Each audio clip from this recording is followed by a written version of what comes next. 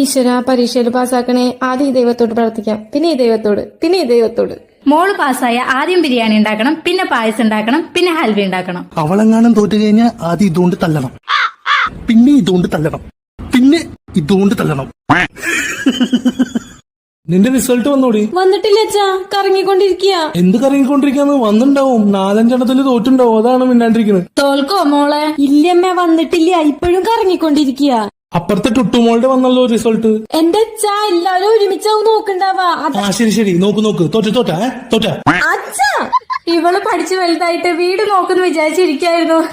എന്തിനമ്മ ഇപ്പൊ കരയണേ? റിസൾട്ട് ഇതുവരെ വന്നിട്ടില്ല, കുറച്ചു കഴിഞ്ഞാ വരും. സർവർ ബിസി ആയിരിക്കും. ഇല്ല വരില്ല.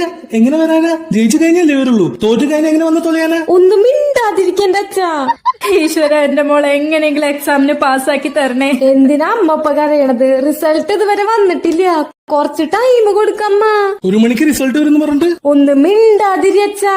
സത്യം ചെയ്, തോൽക്കില്ല ഞാൻ സത്യം ചെയ്. ഇല്ലച്ചാ, ഞാൻ എക്സാം നല്ലോണം എഴുതിയിട്ടുണ്ട്. റിസൾട്ട് ലോഡാവാൻ ടൈം എടുക്കണതാ.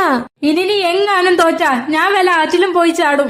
എന്റെ പൊന്നമ്മ ഒന്നും മിണ്ടാതിരിക്ക്. റിസൾട്ട് വരാൻ കുറച്ച് ടൈം കൊടുക്ക്. എന്തിനപ്പൊ കിടന്ന് കരയണ? കഷ്ടപ്പെട്ട് പുറത്ത് പണിയെടുക്കുന്നവർക്ക് ഈ വിഷമമൊക്കെ മനസ്സിലാവുള്ളൂ, വീട്ടിലിരിക്കുന്നവർക്ക് ഇത് മനസ്സിലാവില്ല. റിസൾട്ട് വന്നു, പാസ്സായി. എനിക്ക് അപ്പോഴേ അറിയായിരുന്നു എന്റെ മോള് പാസ്സാവുന്നു.